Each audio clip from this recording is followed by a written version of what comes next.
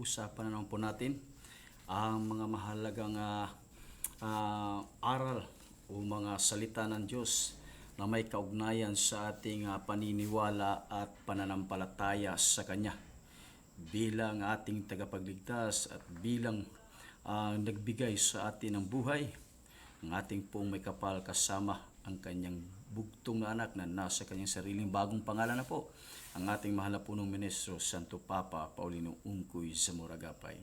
At bago po tayo mag-uumpisa sa paksang ating at tatalakayin, ay manalangin po muna tayong lahat, mga ka-journey. Ulaya po gumulan namigsansal sa langit bug lupa bigdiyon sakit gunganan balaan mabuginala batano binawad no namin lusaran sa glumbangan mindalanaan sa limpatagan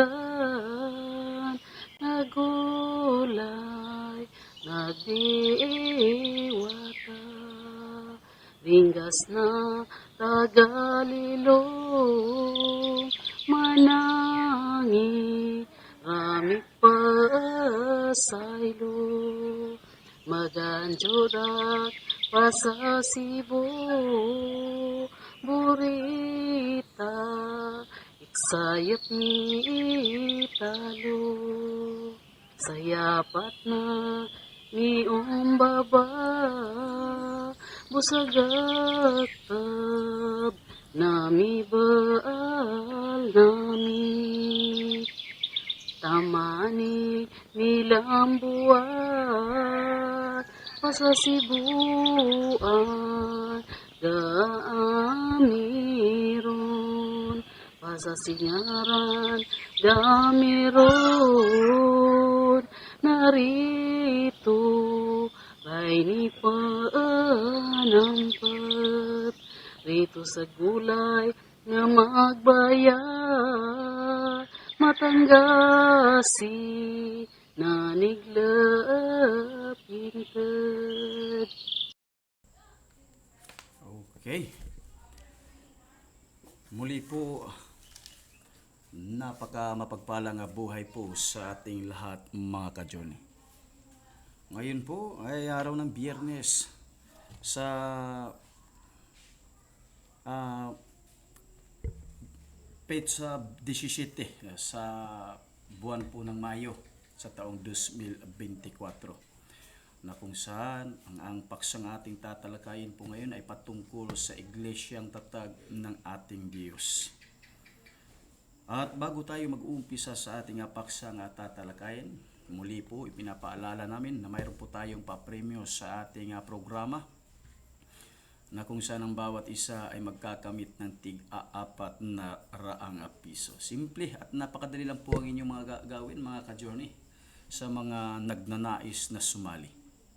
Abangan nyo lang po ang mga huling minuto sa ating programa, na kung saan ibibigay po natin ang isang tanong, at sa isang tanong kayo po ang magbigay sa amin ng tamang sagot. At kasama ng iyong tamang sagot ay isabay nyo na rin po ang inyong kumpletong pangalan. Tiyakin nyo lang po sa inyong pangalang gagamitin ay mayroon po kayong balidong ID, at nang sa ganun na hindi po kayo mahirapan upang kumuha ng inyong mapapanalunan through money transfer.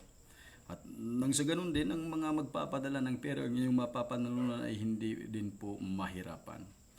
6 na katao ang siyang aming i-anunsyong magwawagi.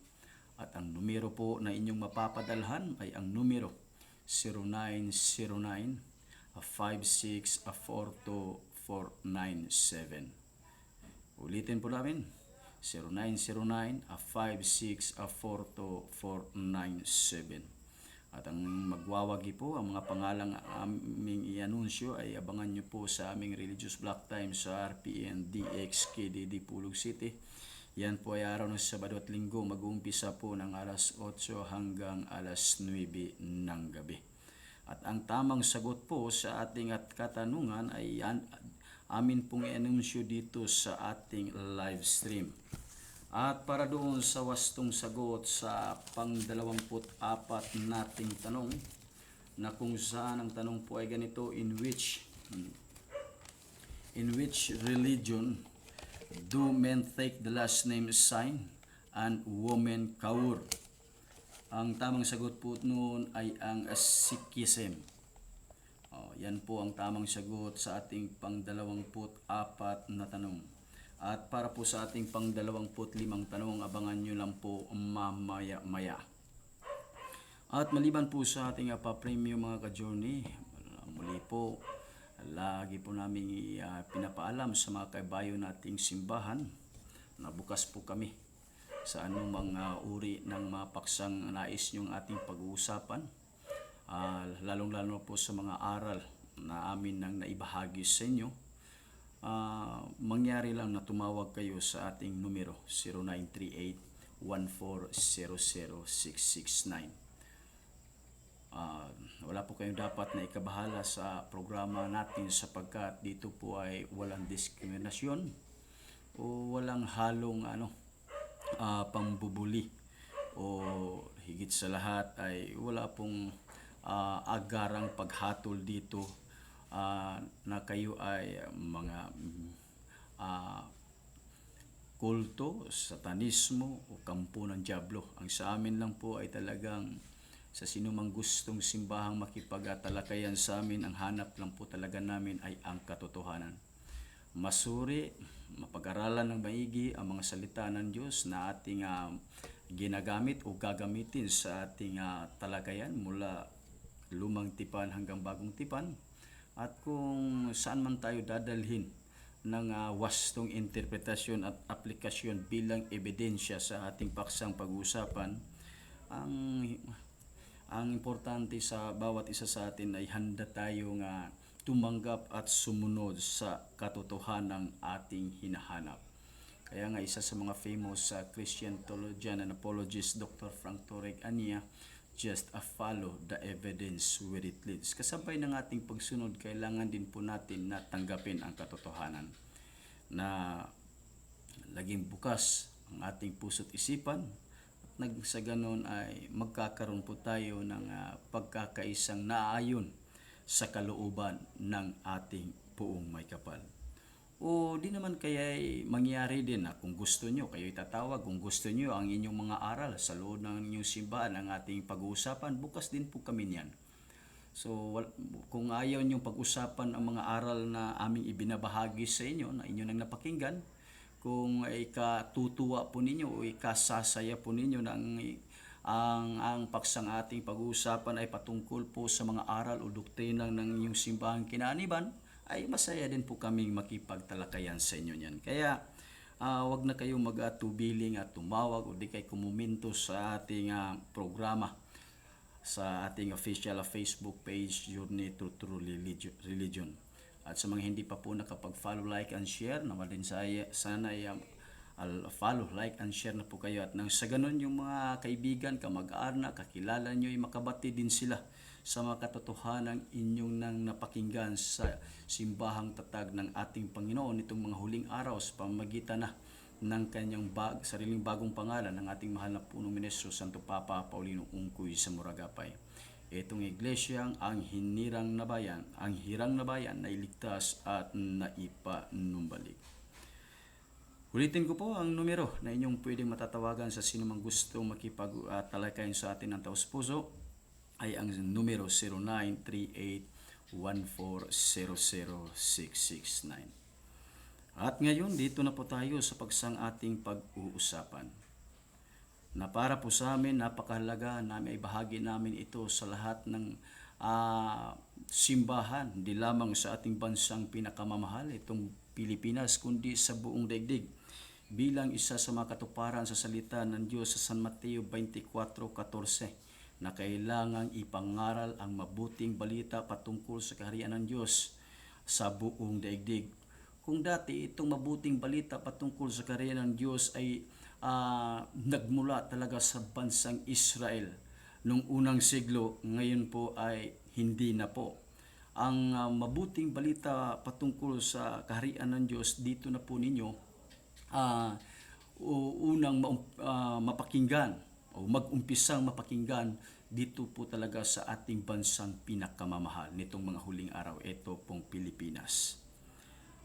Kaya sa mga may mga katanungan talaga dyan at sa mga nagdadalawang isip ko ano mga pagtutol nyo sa aming mga naibahagi na sa inyong mga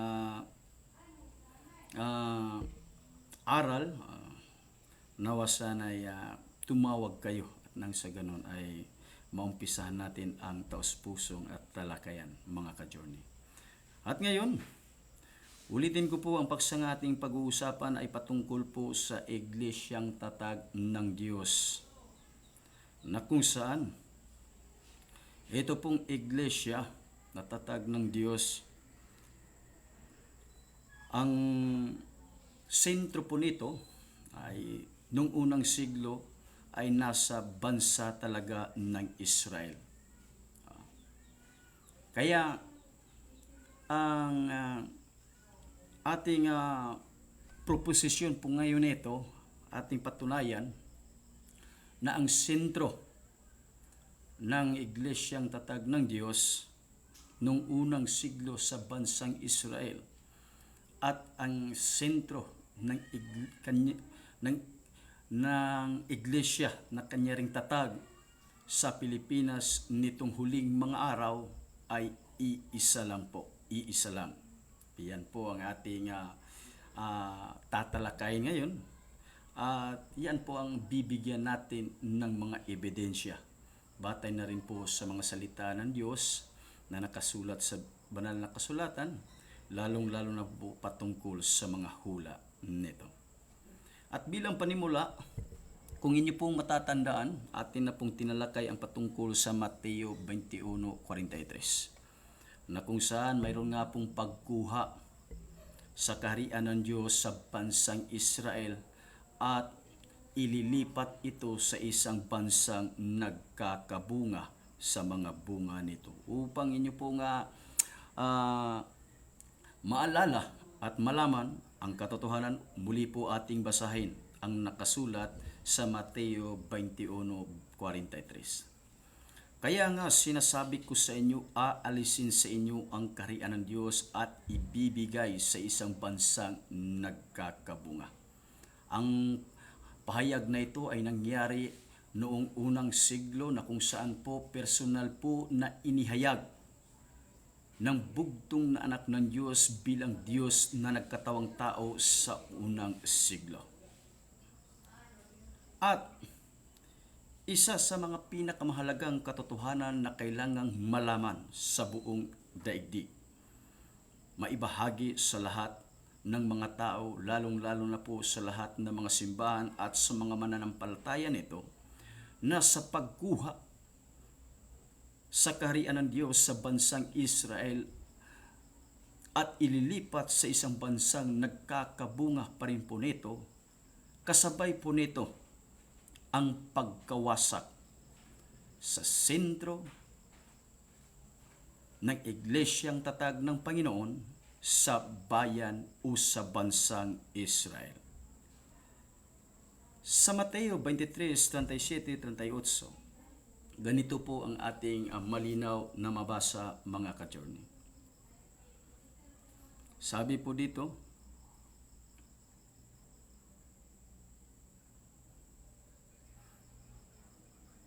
ito po ang ating malinaw na mabasa. O Jerusalem, Jerusalem, na pumapatay sa mga propeta at bumabato sa mga sinusugo sa kanya, makailang inibig kong tipunin ang inyong mga anak, na gaya ng pagtitipon ng inahing manok sa kanyang mga sisiyo sa ilalim ng kanyang mga pakpak, ay ayaw kayo. 38. Narito, ang inyong bahay ay iniiwan sa inyong wasak. So sa pahayag na ito'y malinaw, nasa Jerusalem ay mangyari na iiwang wasak ang bahay. At kung babasahin po natin sa unang Timoteo 3:15, ito pong bahay na tinutukoy sa Mateo 23:38 na wasak, ay tumutukoy po ito sa iglesia o sa simbahan. Unang Timoteo 3:15, ganito po ang ating malinaw na mabasa mga ka-journey. Ngunit kung ako'y magluwat ng mahabang panahon, ay upang maalaman mo kung paano ang dapat sa mga tao na ugaliin nila sa bahay ng Diyos, na siyang iglesia ng Diyos na buhay at haligi at suhay ng katotohanan. So dito po'y malinaw na ang bahay ay tumutukoy sa iglesia ng Diyos. Kaya kung babalikan po natin yung pahayag sa Mateo 23:38, yaong bahay na iniwang wasak ay tumutukoy ito sa pagkasentro ng iglesyang tatag ng Panginoon sa bansang Israel, sa Jerusalem.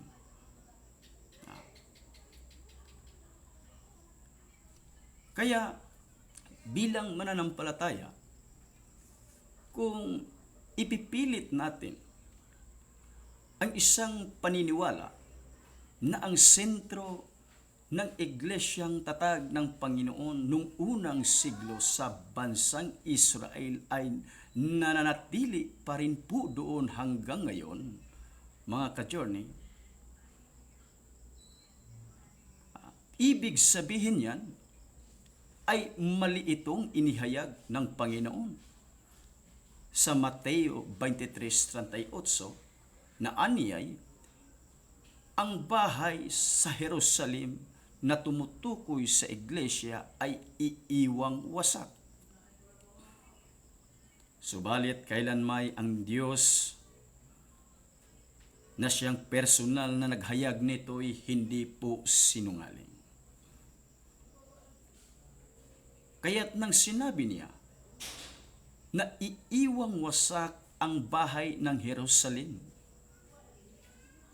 na tumutukoy sa iglesia, ito ay maisakatuparan po mga ka-journey.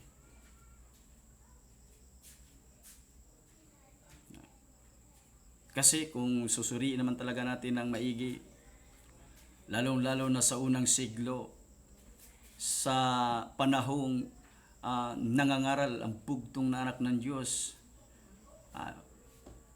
siya lang talaga ang nag-umpisa na sanang itatag ang kanyang sariling iglesia sa Jerusalem sa bansang Israel. Siya lang po talaga. Kaya nga lang, nang dahil sa kaswailan ng mga tao sa bansang Israel, kaya inihayag ng Diyos na kanya ring iiwang wasak. At dahil dito, ayon sa plano ng Diyos, nakasabay ng pagkuha o pag-alis niya ng kanyang kaharian sa bansang Israel ay ang pagkawasak ng sentro ng kanyang simbahang tatag sa bayan ng Israel. May isang pahayag sa Mikeyas bilang hula 4:1 na magkakaroon ng pagtatag ng bahay ng Diyos sa taluktok ng mga bundok sa mga huling araw. Ganito po ang ating malinaw na mabasa mga ka-journey. Ngunit sa mga huling araw ay mangyayari na ang bundok ng bahay ng Panginoon ay matatag sa taluktok ng mga bundok at matataas sa mga burol at mga tao'y paroroon sa Kanya.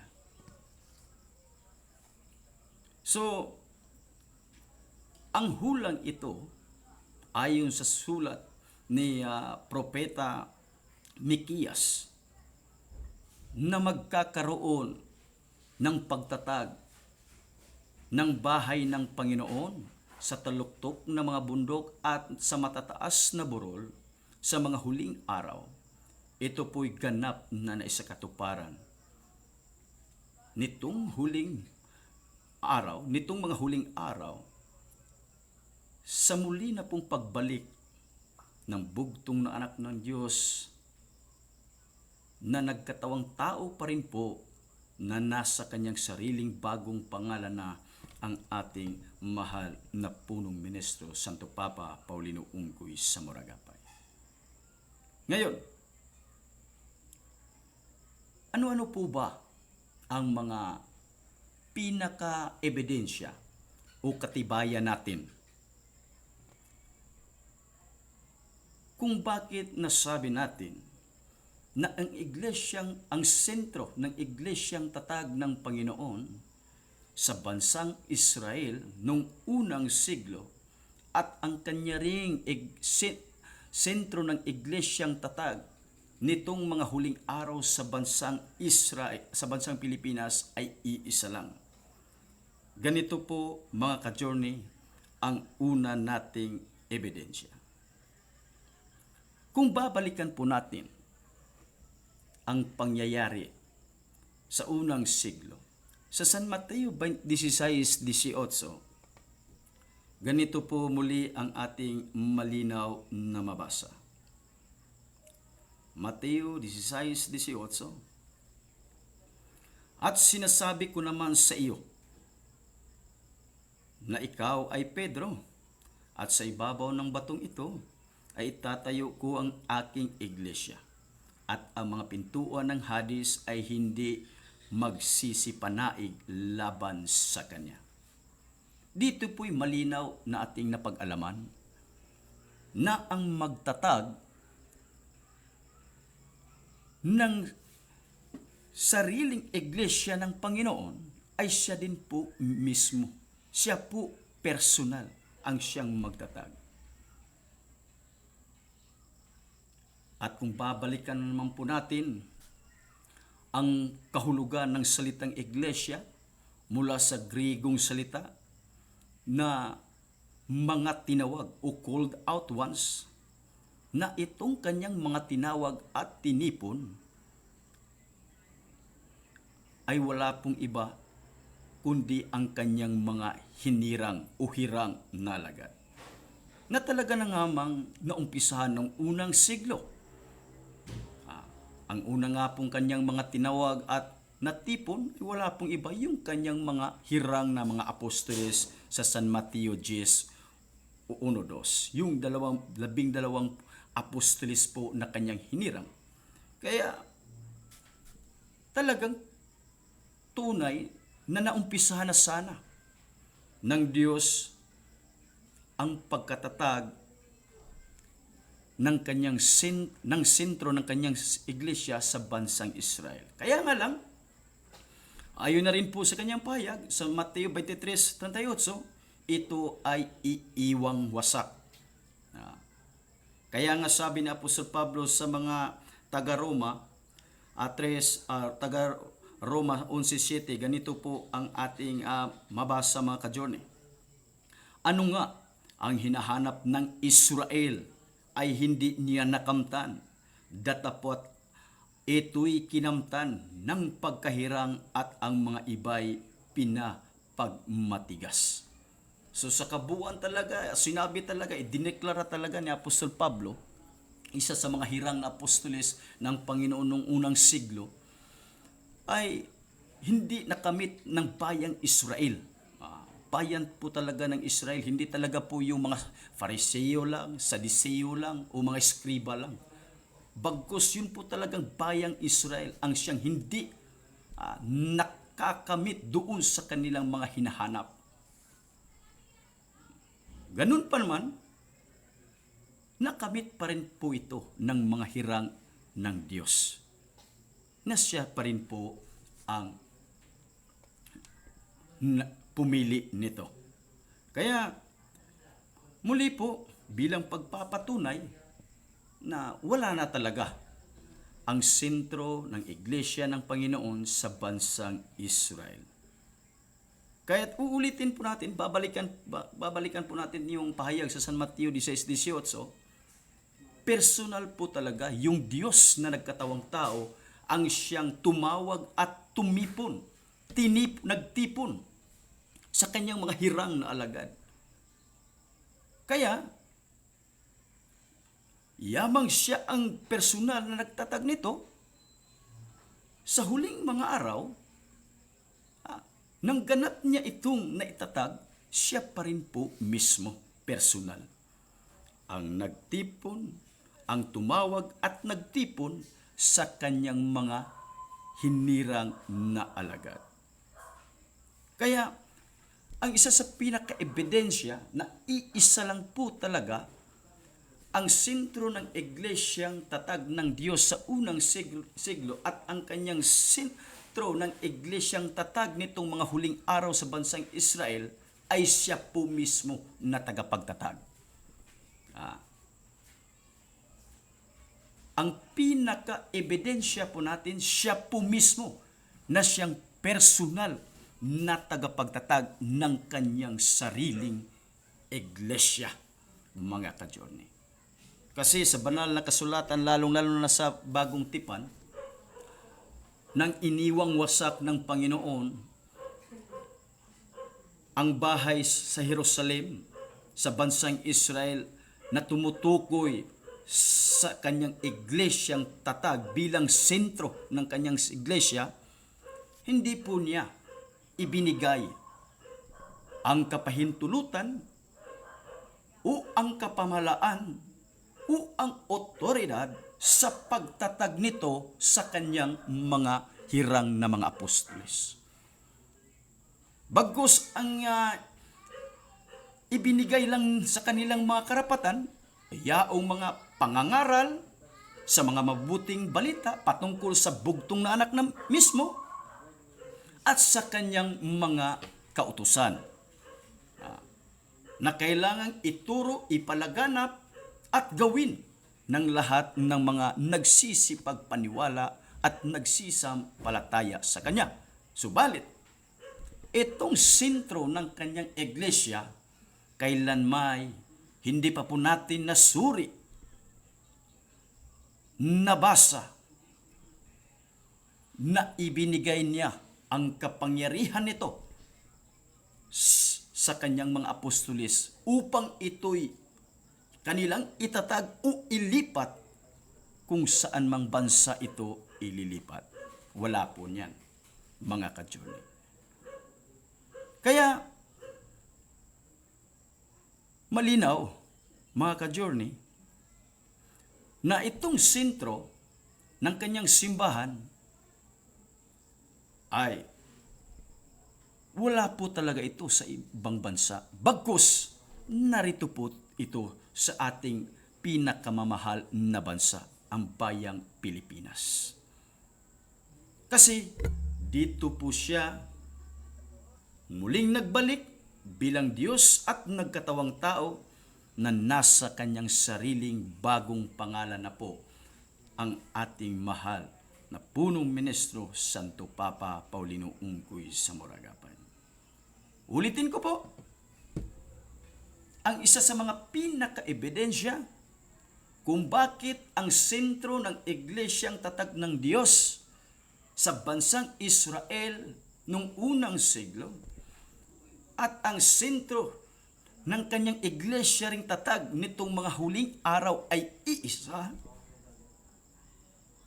ay siya po mismo, Diyos at nagkatawang tao na siyang personal na tagapagtatag ng kanyang sariling iglesia.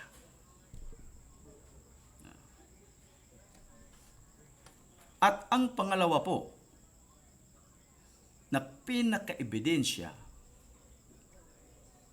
kung bakit talagang narito sa bansang Pilipinas na ilipat ang sentro ng kanyang iglesyang tatag noong unang siglo sa bayan Israel, na dati nasa bansang Israel noong unang siglo at ito ay iisa lang sila, ay wala pong iba, kundi itong kanyang mga gawa at mga aral na dito rin po natin makikita sa kanyang sariling simbahang tatag. Kung inyo na pong nabasa at matatandaan, o di kaya na may hindi pa po ninyo nabasa, ang Juan 8:31, may isang pahayag ang Diyos na nagkatawang tao sa unang siglo na bilang gabay kung papaano natin makilala ang kanyang simbahan, na kung saan naroon din po ang kanyang mga tagasunod, ang kanyang mga mananampalataya.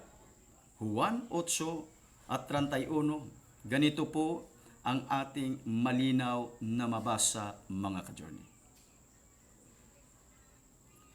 Sinasabi nga ni Jesus sa mga Hudyong iyaon na nagsisampalataya sa Kanya, kung kayo'y magsisipanatili sa aking salita, kung magkagayoy, tunay nga kayong mga alagad ko. Alalahanin po natin, pagka sinabing alagad ng Diyos, ay siyempre, wala pong ibang kinaaniban yan, kundi ang kanyang sariling iglesia o simbahang tatag. Kaya sabi ng Panginoon sa mga Hudyong yaon na nagsisampalataya sa Kanya, kung kayo'y o sila'y magsisipagpanatili sa Kanyang mga salita, tunay nga na sila'y Kanyang mga alagad. So ibig sabihin, makilala, masumpungan natin, mapag-alaman natin ang tunay na simbahang tatag mismo ng Diyos, kung ang simbahang yaon ay nananatili sa kanyang mga salita, na siya rin kanyang ikinagagalak at kaluwalhatian.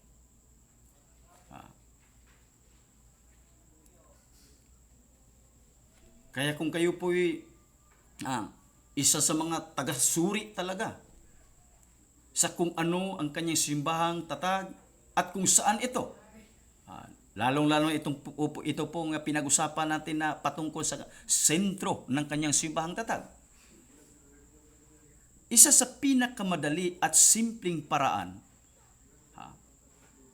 na ating gagamitin bilang gabay upang atin itong makilala at masumpungan, ito lang sinabi ng Panginoon, ang ating gagamiting sukatan, gabay.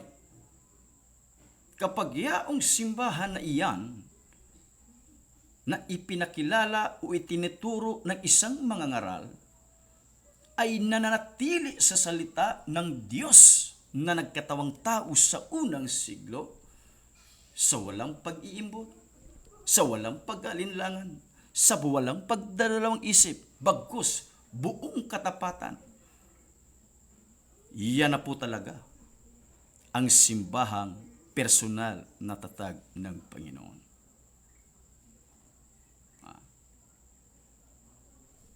Kasi yan ang sinabi ng Panginoon makilala natin ang tunay niyang mga alagad o ang tunay na kanyang simbahang naroon ang kanyang mga tunay na alagad kung ito'y nananatili sa kanyang mga salita. So ibig sabihin, pagka ang simbahang inyong kinaaniban ay hindi nananatili sa mga salita ng Diyos na nagkatawang tao sa unang siglo, ay huwag na kayong magpapatumpik-tumpik dyan, mga ka-journey. Huwag na po kayong mag-aalinlangan dyan. Apokalipsis 18:4, Sabi ng Panginoon, Apokalipsis 18:4, ito yung inihayag o sinabi ng Panginoon sa sulat ni Apostol Juan para talaga doon sa mga naghahanap ng kasiguruhan sa usaping pangkaligtasan, pisikal at espiritual habang buhay na pananahanin natin sa kaharian ng Diyos. Mateo 25:34. 18:4. Sabi dito, at narinig ko ang ibang tinig na mula sa langit na nagsasabi, magsilabas kayo sa kanya bayan ko upang huwag kayong mangaramay sa kanyang mga kasalanan at huwag kayong magsitanggap ng kanyang mga salot. Sino yung sinabihan ito? Address po ito sa lahat ng mga taos-pusong naghahanap at umiibig talaga sa katotohanan, sa isang uri ng katotohanan na tayo po'y dadalhin sa kanyang kaharian na ating mamanahin magpakailanman. Kasi kapag kayo'y nanatili pa rin sa inyong simbahang kinaaniban, subalit ang simbahang inyong kinaaniban ay hindi nananatili sa mga salita ng Diyos, kayo'y madadamay sa salot na maaaring igawad ng Diyos sa simbahang inyong kinaniban pagdating ng panukalang panahon. Kaya habang hindi pa yun dumating, kailangan kayo po'y magsipaghanda na mga ka-journey. Sabi ng Panginoon, magsilabas na po kayo dyan. And of course, baka sabihin nyo, saan naman kami papasok o anib? Ay, wala na pong iba. Itong kanyang simbahang personal na tinawag, tinipon, at pinamumunuan nitong mga huling araw ang hinirang na bayan na iligtas at naipanumbalik. Na kung saan wala pong ibang namahala nito, kundi personal ang Diyos na nagkatawang tao na nasa kanyang sariling bagong pangalan na ang ating mahal na punong ministro, Santo Papa Paulino Unggoy Samoragapay. Sa karagdagan, kung atin pong babasahin ang 1 Juan 2:9, ganito po ang ating malinaw na mabasa, mga ka-journey.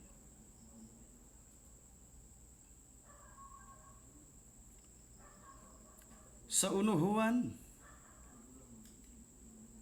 2:9, sinabi po dito, 2 Juan 1:9, ito pa rin po yung pinakagabay na ibinigay ng Diyos para matuntunan, makilala natin ang kanyang sariling simbahang pinamumunuan at tatag. 2 Juan 1:9, ganito po ang ating malinaw na mabasa, mga ka-journey. Sabi dito, ang sino mang nagpapatuloy at hindi nananahan sa aral ni Kristo ay hindi kinaroroonan ng Diyos.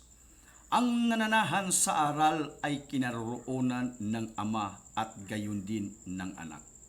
So sa pahayag na ito'y malinaw. Sino mang simbahan na nagpapatuloy, subalit hindi nananahan sa mga aral ni Kristo. Alalahanin po natin itong Kristo, ito po yung Diyos na nagkatawang tao na siyang personal na tumawag, nagtipon, namahala at namuno sa kanyang sariling simbahang tatag. Ang sino man daw pong simbahan na hindi nananatili o nananahan sa kanyang mga aral. Aral po talaga yung pinag-usapan eh. Kaya nga kami talaga'y nagagalak sa mga kaibayo naming simbahan na kayo makipagtalakayan sa amin ng taos-puso patungkol sa mga aral na inyong pinanghahawakan. At nang sa ganun ay masuri, masiyasat natin yan ng maigi. Ay, kung sa pagsisiyasat natin ay diyan kami dadalhin ng mga wastong interpretasyon at aplikasyon bilang mga ebidensya, ay kami po hindi na po kami magpapatumpik-tumpik pa. Hindi na po kami magdadalawang isip pa, sapagkat wala naman pong iba nating hinahangad bilang mananampalataya. Yaong ipinangako ng Diyos na pananahanin ng kanyang mga hirang na alagad ang kanyang kaharian na inihanda niya buhat pa sa simula ng sanlibutan.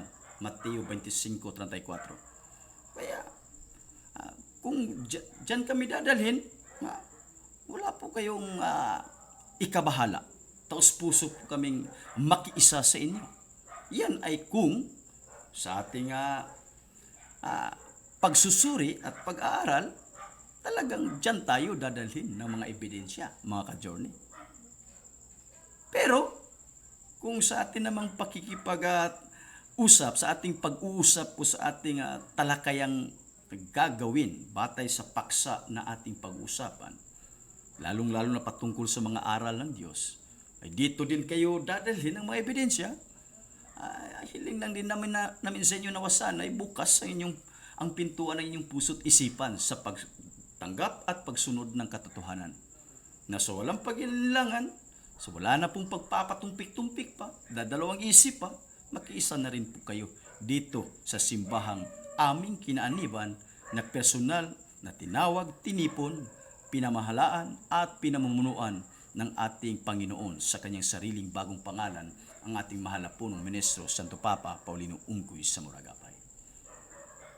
Kasi dito po malinaw pagkaaral ang ating susuriin at siyasatin ng maigi. Ito'y ang aral na tinutukoy dito na kailangang pananahanan ng isang simbahang kanyang tatag ay yung aral talaga niya. Yung kanya po talagang aral. Ulitin po natin Ang sinumang nagpapatuloy. Sino itong nagpapatuloy? Mga iglesia o mga simbahan. At hindi nananahan sa aral ni Kristo.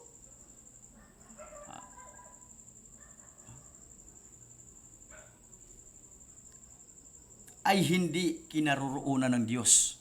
Naku po, ito talagang katotohanan ito, masakit ito. Tanggapin para doon sa mga simbahang nag-aakalang kinaroroonan kayo ng Diyos, subalit hindi naman pala.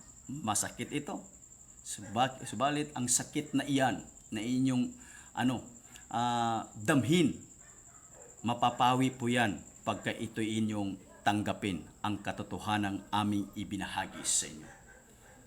Subalit kung mananatili pa rin kayo sa mga aral na inyong pinahawakan na hindi naman talaga personal na aral o itinuro ng Diyos na nagkatawang tao sa unang siglo,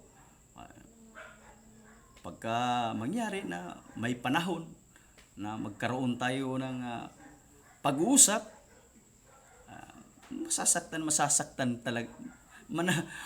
Patuloy pa rin talaga kayong masasaktan. Kasi sabi ni Apostol Pablo sa Hebreo 11:12, ito, pagka katotohanan ng ating pag-uusapan, hindi talaga maialis sa mga simbahang hindi nananahan sa katotohanan na masasaktan. Hebreo. Kaya ang gamot po diyan para hindi po kayo laging masaktan ay pumaroon kayo sa simbahang nananahan o nanatili sa mga pinakaaral ng Diyos. Hebreo 11:12. Ganito po ang ating malinaw na mabasa, mga ka-journey. Sabi dito, Hebreo 12:11. Sabi po dito, mga ka-journey, lahat ng parusa sa ngayon ay tila man din hindi ikalililigaya, kundi ikalulungkot. Pagka may mga parusa sa pamamagitan ng mga pagsaway o pagtutuwid sa mga maling aral, ay talagang ang ating mararamdaman yan, lalong-lalo na sa inyong simbahan, ay talagang malumbay ang inyong puso. Malungkot ang inyong puso. Sa madaling salita, hindi po kayo masaya, hindi po kayo liligaya, bagkus kayo ay masasaktan. Ganun pa man, sabi ni Apostol Pablo, gayon may pagkatapos ay namumunga ng bungang mapayapa ng katwiran sa mga nagsipagsanay sa pamamagitan nito. Na kahit na ang iyong simbahan ay malumbay at malungkot, pagkaaral ng Diyos ang ating pag-uusapan na inyong mapakinggan mula sa amin, ganun pa man ay ito ay magkakaroon ng bunga, mabuting bunga para sa mga simbahang nagsisipagsanay o nagsisipagtanggap sa mga katotohanan na siyang mga aral po talaga ng Diyos. Para doon sa mga magsisipagsanay o tatanggap, ang resulta po niyan, magbubunga ng mga mabubuting bunga. Subalit kung ayaw yung tanggapin, gaya po nga po nang nabanggit ko kanina, ay mangyari talaga na ang inyong simbahan ay talagang masasaktan, malulumbay, malulungkot, sapagkat bilang simbahang tatag ng Panginoon, ito rin po yung isa sa mga nakaatang na tungkulin na ipahayag ang mga katotohanan na walang pag-aalinlangan, buong katatapatan, ayon sa aral at kaluhatian ng ating Panginoon na nasa kanyang sariling bagong pangalan na ang ating mahal na punong Ministro Santo Papa Paulino Ungkoy Zamora Agapay. Kaya mga ka-journey, muli po ang pangalawang pinaka-ebidensya kung bakit ang sentro ng Iglesyang Tatag ng Diyos sa unang siglo sa bansang Israel at ang sentro ng kanyang Iglesyang Tatag dito sa bansang Pilipinas nitong mga huling araw sa pamamagitan ng kanyang sariling bagong pangalan, Santo Papa Paulino Ungkoy Zamora Agapay, ay iisa dahil sa mga aral din po nito. Aral po na wala pong kaibahan bilang Diyos. Na kung ano ang mga aral na nakapagbigay sa mga tao ng kagalakan, kasiyahan, kaligtasang pisikal at espiritual, dito rin po ninyo yan.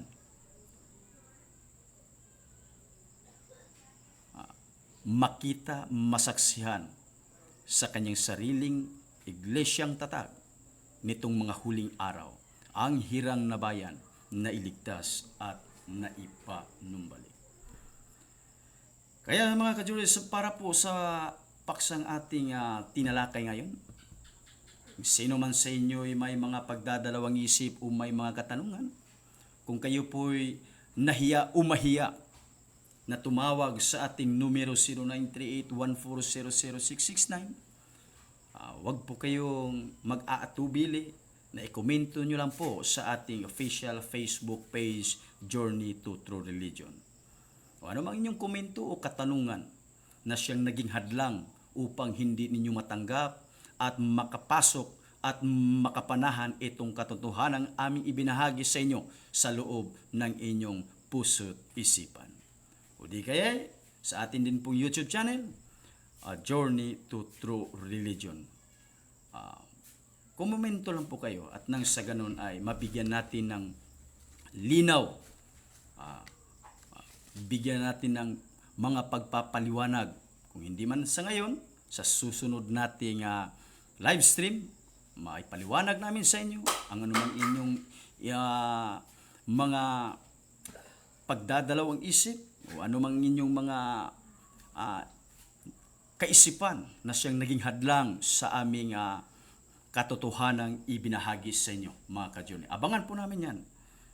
Talagang kinagagalak po namin na kayo'y tumawag talaga. At nang sa ganun ay makapag-usap din tayo ng masinsinan at ng taos-puso. Hindi po kayo dapat mabahala ni malumbay, sapagkat dito po sa ating programa, pagka-programa po ng Diyos, talagang binibigyan ng karampatang panahon yung mga gustong magsasalita. Kumbaga, pag kayo tumawag sa amin ng live, tumawag kayo sa oras ng ating pagla-live, bigyan din namin kayo ng sapat na panahon, 10 to 15 minutes. Pili lang po kayo. Gusto ba ninyong magsalita patungkol sa aming ipinapahayag, o gusto ninyong mangaral patungkol sa mga aral sa loob ng inyong simbahang kinaaniban? Wala po. Kami po'y bukas dyan para po mabigyan kayo ng sapat na panahon at mapakinggan din kayo sa ating mga ka-journey na laging tumatangkilik nitong ating programa. At sa ngayon po, ibibigay na po natin ang ating pang-25 tanong. Mga ka-journey, eto na po. Ipadala po ninyo ang inyong wastong sagot kasama ang inyong kumpletong pangalan sa numero 0909-5642-497. Pang-25 tanong. Who said these words? Ito, isa itong kasabihan. Who said these words? Be ye lamps unto yourselves. Betake yourself to no external refuge. Hold fast to the truth as a lamp. Hold fast as refuge to the truth. Ulitin ko po. Actually, pwede naman nyo ito maulit-ulit sa ating live stream. Be ye lamps unto yourselves. Betake yourself to no external refuge. Hold fast to the truth as a lamp. Hold fast as refuge to the truth. Who say these words? Ang tamang sagot, ipadala ninyo sa numero 0909-5642-497. At atin pong pinasasalamatan ang ating mga naki-join sa atin through Facebook Live. Nana Dailinda, send a 500 stars. Salamat po, Nana. And again, send 10 stars. Salamat po. And of course, Jandel Tumagna, Dalaygun, Ulay Apo Gumulang, Santo Papa, Paulino Ungkoy sa Moragapay. Amen. And also Mari, send 35 stars. Salamat po sa inyong lahat. Nana Dailinda, purihin ang dakilang Diyos at sa kanyang sariling bagong pangalan. Saint Pope Paulino sa Moragapay, Revelation 3:12, Isaiah 62:2, Isaiah 52:6, John 10:14, John 14:21, 23, John 15:26, 27, Hebreo 8, chapter 8, verse 11 to 12. Amen. And also, mari pakishare po sa lahat para mapahatid sa kanila na may bagong amen. Bagong pangalan ang Panginoon, Isaiah 62:2 at Apokalipsis 3:12. Amen. Jerry Rocha watching, Mari watching from Sikaya, Nana Eva Agapay watching, Mani watching, Kasmer Lumansi watching, and also Kaagapay at TV watching. Magandang gabi po sa inyong lahat yan.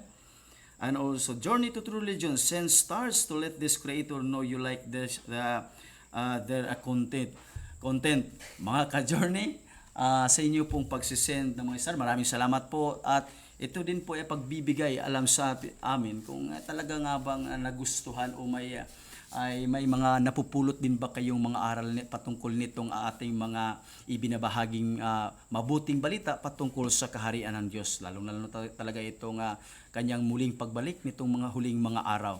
At muli po para sa mga lalo sa mga kapatid natin na sa simbahang ito, paki-share po para naman iyang mga kakilala niyo diyan, kamag-anak niyo diyan, mga ama, ina na hindi niyo kasama sa simbahang ito, o mga sino yung mga kapatid o mga anak niyo mismo o mga kakilala, pinsan o mga pamangkin na para bang sa inyo medyo naghahanap pa tayo kung papaano natin sila mapangaralan patungkol nitong mabuting balita na ang Diyos ay muli na po nagbalik nitong mga huling araw na nasa kanyang sariling bagong pangalan na. Ang ating mahal na punong ministro Santo Papa Paulino Coigapay sa pamamagitan po nito mga ka-journey para na rin po kayo na mismo ang siyang ang nagsabi sa katotohanan sa kanila. At lalong-lalo na po sa panahon o sa may mga live, nagla-live po natin mga kapatid, mga ka-journey sa tuwing nangangaral po ang ating mahal na punong ministro Tata Danilo Anyagagapay, kailangan at lagi nating ibahagi sa ating mga kapatid o sa mga kakilala natin at nang sa ganon ay mapag-alaman nila ang katotohanan para na rin pong tayo na mismo ang nangaral sa ating pagbahagi sa tuwing nagla-live ang ating mahal na punong ministro pangkalahatang tagapangasiwa Tata Danilo Anyagagapay. Sa ngayon hanggang dito na lang po muna tayo mga ka-journey. Maligayang bati at napaka mapagpalang buhay po sa ating lahat. Kaya nga,